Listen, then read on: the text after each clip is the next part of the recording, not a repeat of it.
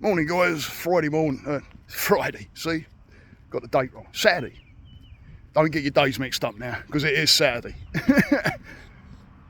But so used to say Friday morning up and out, jeez, I'm getting it in there now, I'm getting my days mixed up. Anyway, wanted to really put this one out there, and I know I've spoke about this before, and I'll probably keep talking about it, because I think it's an important subject. But it's something that really got me thinking again. 30-year-old Grom put a video out there last night. Go and check it out in the description below. I think it's important. Go and check it out. If you've got any kind of mentals going on, go and have a look at that. It's a regular guy, puts videos out there, talks about mental health too, and talks about himself as well, and his day-to-day, and just a regular, normal, everyday guy. That's what I like. And he put one out there yesterday, which is, like I say, look at the description below, that struck a chord to me. I mean, I love watching this guy because of certain things you can pick up, and we all check on each other too. We've got a group going and we check on each other. Great group, really good group. But it's all revolves around suicide again. That lovely subject, suicide. And I've had a pretty big wobble this week. And on top of the migraine that I had right at the start of the week. Oh boy. But you know, when you go into those places, guys, and your head's there, don't quit, don't give up. There are people there that can help. There are people there to support you, love you, care for you. There's a lot of people that love you that you might not realise when you're in that headspace. But there is. And I tell you, guys, and I do mean guys as well, mainly because a lot of my clients are not guys. And the couple of guys that I've just got, I've even said, well done, right at the very beginning, well done. Look at you kind of strange. And I said, not many men want to step up and say they got issues or they got problems. And then I said, and you're sitting here in front of me, getting the help, figuring it out. You know, even if you just get on there with somebody and just talk and just hash out. I've had people come on and they just want to talk. They just want to vent. They just want to get shit out. Because I'm neutral. But even if you don't go with anybody like myself, there's somebody that you can rely on. A good friend, family member. There's somebody there that you can talk to and stretch their hand out and have them help you through. It's not the end of the world there. There's always somebody. So don't look at it like that's it, end of. You know, I've had a couple of occasions where I've had a mate, very, very, very well, brother. Again, there's those that are friends, and then there's those you can call family. And I'm thank God, you know, I've got those in my life too. But I remember sitting there once, and this brother of mine just holding my head, saying he loved me.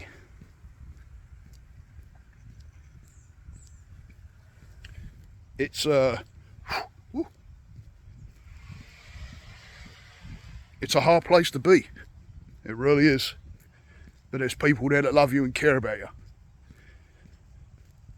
And those that have somebody that may be going there into that headspace, best thing you can do is let them know that you love them. Let them know you care. Hug them, talk to them, ask them if they want to talk. Even if you just sit there and you're just a body there with them. You know, they may ramble, they may go on saying things that's in their head. Some of it you might not even understand. Because, to tell you the truth, it's not a very easy thing to explain as well, because people don't understand it. My mind went completely blank. My mind don't do that. But I went completely blank. I wasn't thinking of anything. And I've been there a few times. And I've been there in front of my therapist too. I remember one time driving over to my therapist before COVID. And I was going over there. And I nearly drove by it. I nearly didn't even go in. I don't know where I was. And thank God I pulled up outside that place, outside her house, and walked in there. And I remember walking in there and she was in the other room. Be with you in a minute. And then appeared, looked at me, and went, "Oh no." And then worked on me. And I'll tell you what, I sat there pouring my heart out, sobbing, crying, just letting it go. And she said, give you a hug. And she came over, she sat on that couch, and I felt like a 10-year-old kid. Because it's that inner child too. It's the inner child that's getting affected, it's the inner child that's getting hurt. And like Grum said, we have this thing of, especially around men again, of the breadwinner and all that, it's like, come on man, really? I know I had a problem with that a long time ago, old me. I still get it now and again, but because my wife is the breadwinner. My wife, we when I first came to the States, we had nothing. We were poor, we didn't have anything. We celebrated having chicken. I remember one night, we actually celebrated. We got candles out and all it was a breast of chicken because we couldn't afford it. We lived on donuts one day because the donut shop had a twofer. Buy one, get one or something like that. And I remember my wife walking in with, I'll never forget this day, walking in with a big box of donuts. And I looked at her like, what'd you spend the money on that for? And she goes, oh no, they were 2 for $1. Oh shit, I'm bleeding. We were like, they go a little bit kind of hard after a couple of days. I was putting them in a toaster oven and all kinds. Oh dear me, things you do, huh? But yeah, you work your way through, you figure it out, right? I know that those hard times that I had with my wife, even when we were didn't have much, we had each other. We helped each other. But that, I know what that is with my wife was earning. I wasn't. And then when my mental health came along, it kept on, I don't know, it just kept on interfering with my works that I kept on going into. And I kept on having to bow because of my anxieties. And there she was, Thank God, bless her, man. She kept us going. That's love. That's somebody that cares.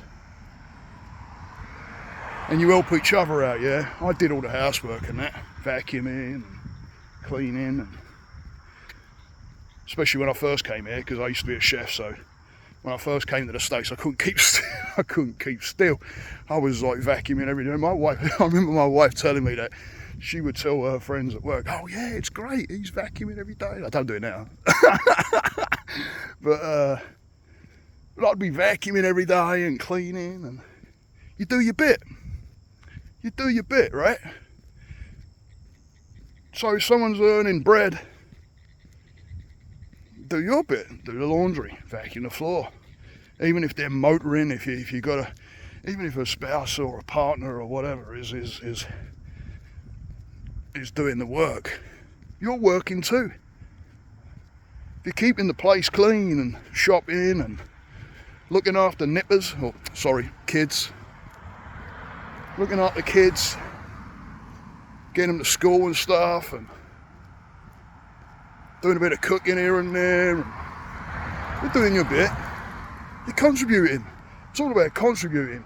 I can't understand this thing of, you know, where we go and we feel like we're not contributing because we're not earning money. Of course you are. You're contributing. So, you know, I get it. It's a tough place to be. It really is a hard place to be. And I've actually made connections with people through that. Because once they understand that you understand, they get it. I had one guy, his eyes came wide open. Hang on a minute, I've got to rescue this. You wouldn't believe it, but I rescue worms. I don't like to see them dying on the... I step round ants and beetles. Yeah, everything has the right to live. That's Buddhism. Everything has the right to live. I get upset when my girls kill a mosquito. Everything. Including you. Including you, yeah? That's why I rescued that worm. It's got a right. Just lost its way a little bit. Out on the pavement. Wants to be in the grass. Yeah? Stretch out a hand, yeah?